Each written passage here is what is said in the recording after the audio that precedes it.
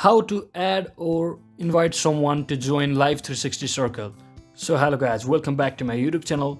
In this video I'll be showing you how you can easily add someone or invite someone to join your Life360 Circle. So first thing, simply open your application, Life360 application, and once you're inside here, just make sure you have successfully logged into your account and just scroll down from here over here. As you can see, there is an option called add a person inside the people section. So simply tap on it and then you will be seeing a code which you will have to send to the particular person to whom you want to invite or send add.